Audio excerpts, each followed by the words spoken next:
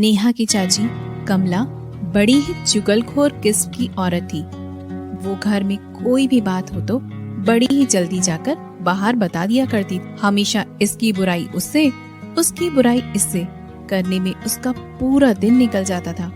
नेहा की माँ सुनीता इस बात को भली भांति जानती थी, लेकिन कभी भी कमला की बुराई नहीं करती थी, जबकि कमला सुनीता की बुराई करने में कोई भी कसर नहीं छोड़ती थी। एक दिन की बात है, सुनीता बाजार से नई साड़ी खरीद कर लाई, जिसे वो पहनकर अपनी बेटी नेहा को दिखाकर बोली, देखो बेटी, ये साड़ी मुझे मेरी सहेली ने गिफ्ट की है। देखो बेटी, मैं कैसी लग रही हूँ। माँ, ये तो बहुत ही सुंदर साड़ी है। आप बहुत ही सुंदर लग रही हो इस साड़ी में। उन दोनों की ये बात कमला चाची खिड़की से सुन लेती है और अपनी आदत से मजबूर वो इस खबर को पूरे मोहल्ले में टेलीकास्ट करने निकल जाती है और एक बूढ़ी काकी से कहती है, जीजी, सुनीता की कलाकारी देखी है आपने? महारानी नई साड़ी लेकर आई है मेरे पैसे चुराकर। कमबख्त पति मर गया इसके शौक पूरे करते करते, लेकिन इसके ठाट बाट में कमी नहीं आई है। अरे बहू, तो मुझे क्यों बता रही है अपने घर की बात?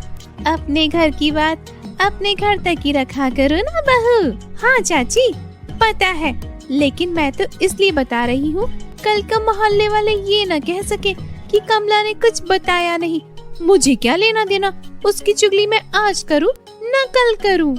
ये कहकर कमला वहाँ से चली जाती है। थोड़ी देर बाद वहीं पर सुनीता आती है, जिसे देखकर वो बूढ़ी काकी सुनीता से कहती है, क्यों री बहू, अभी अभी कमला कह रही थी कि तुमने उसके पैसे चोरी करके साड़ी ले आई हो। ये तो बहुत गलत बात है बहू, ऐसा न करना चाहिए तुम्हें। अरे नहीं नहीं माँ जी, मैंने तो कोई चोरी नहीं की।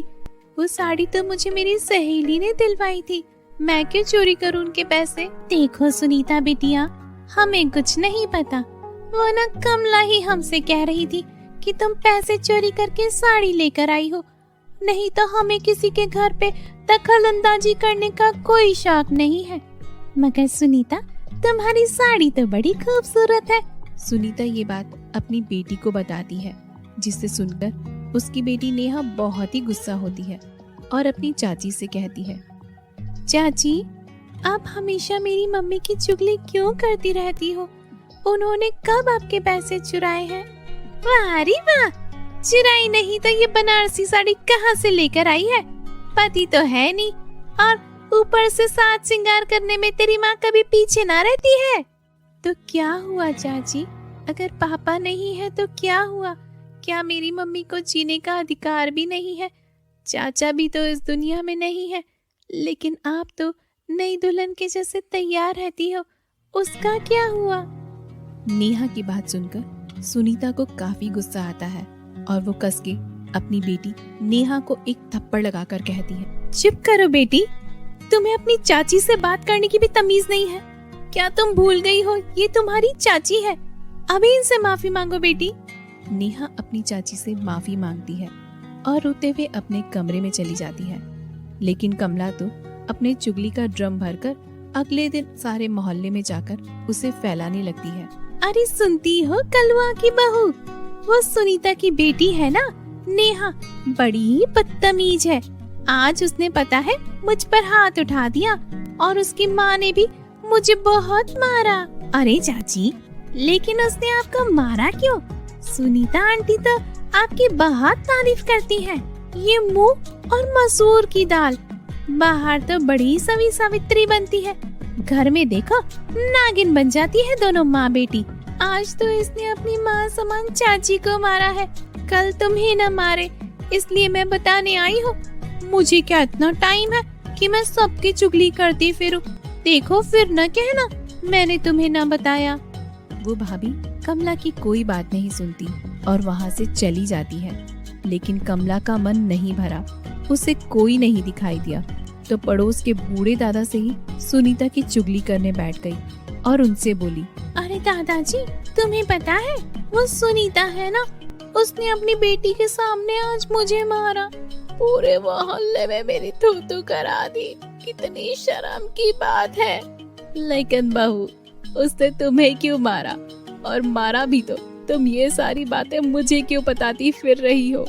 जहाँ तक मैंने सुना है, सुनीता बहुत ही सीधी सादी लड़की है और बहुत ही प्यारी है। अरे काका, तुम बूढ़े हो गए हो, अक्ल नहीं तुम में। मैं तो सिर्फ तुम्हें बता रही हूँ, कल को ऐसा न हो कि तुम मुझे बोलो कि मैंने तुम्हें बताया नहीं, इसलिए तुम्हें बताने आई हूँ, वरना मेरे पास टाइम कहाँ है कि मैं सबकी चुगली करती फिरूं। ये कहकर कमला घर चली जाती है। अब तो रोज वो सुनीता और नेहा की चुगली करने में कोई कसर नहीं छोड़ती। एक दिन की बात है, कमला अपनी छत से कपड़े सुखाकर नीचे ला रही थी, तभी उसका पैर सीढ़ियों से फिसल जाता है। सीधे वो नीचे आकर गिरती है, जिससे वो बेहोश हो जाती है। सुनीता ये देखकर अपनी बेटी से कहती है, नेहा, ओ नेहा, बेटा जल्दी यहाँ पर आओ, तुम्हारी चाची का सीढ़ियों से पैर नीचे फिसल गया है बेटी। जाओ जल्दी से जाकर बाजू में लोगों को ले आओ बेटी, हमें इन्हें जल्दी से ही हॉस्पिटल ले जाना चाहिए। पर माँ, आप इनकी मदद क्यों कर रही हैं? ये हमेशा आपकी इज्जत खराब करती रहती है, हमेशा हम दोनों की बुराई पूरे मोहल्ले में करती रहती है। ये हमें बदनाम करने में कोई कसर नहीं छोड़ती माँ, हम इनकी कोई मदद नहीं करेंगे। अरे बेटी, वो बड़ी है और ये उनका स्वभाव है। अगर हम भी इनके जैसे हो जाएंगे तो इनमें और हम में क्या अंतर रह जाएगा? और वैसे भी बेटी, वो तेरी चाची है, जैसा हम दोनों के बारे में कहती है वैसे हम है तो नहीं ना, फिर हम इनकी क्यों बात का बुरा माने बेटी। सुनीता नेहा को खूब समझाती है और नेहा भी अपनी माँ की बात मान लेती है। नेहा मोहल्ले से लोगों को बुलाने के लिए जाती है और बूढ़ी काकी से कहती है, काकी, मेरी चाची सीढ़ियों से गिरकर बेहोश हो गई है, उनकी मदद कीजिए। ना बाबा ना, उसकी मदद मैं आज करूँ न कल करूँ, उसका क्या भरोसा, वो डॉक्टर से मेरी ही चुगली करने लगेगी, मैं उसकी झमेले में नहीं पड़ने वाली। और तुम क्यों इतना परेशान हो रही हो बेटी, वो मुझसे ज्यादा तो तुम लोगों की चुगली करती है, इसलिए उसे पढ़ाई ही रहने दो, वो नालायक इसी लायक है। नहीं नहीं काकी, उन्होंने जो कहा, जो उन्होंने किया, वो उनका स्वभाव है और उनको ये सब करने में ज्यादा खुशी मिलती है, इसलिए मैंने और माँ ने इस बात का कभी विरोध नहीं किया, क्योंकि जिस व्यक्ति को जिसमें खुशी मिले उसमें ही इसे खुश रहने देना चाहिए। बूढ़ी काकी नेहा की बात सुनकर उस पर गर्व करती है, लेकिन कमला की मदद करने नहीं जाती। तब नेहा और सुनीता ही मिलकर कमला को डॉक्टर के पास ले जाती है, जहां इलाज के बाद कमला को होश आ जाता है और वो यहाँ भी नर्स से अपनी बहू की बुराई करने लगती है। अरे नर्स, तुम्हें एक बात बताऊं, मेरी बहू और उसकी बेटी दोनों बहुत ही मक्कार और बहुत ही चालाक औरतें हैं। पता है तुम्हें, आज उन दोनों ने मिलकर मुझे सीढ़ियों से धक्का दे दिया। दोनों माँ बेटी मेरी जान के पीछे पड़ गई हैं।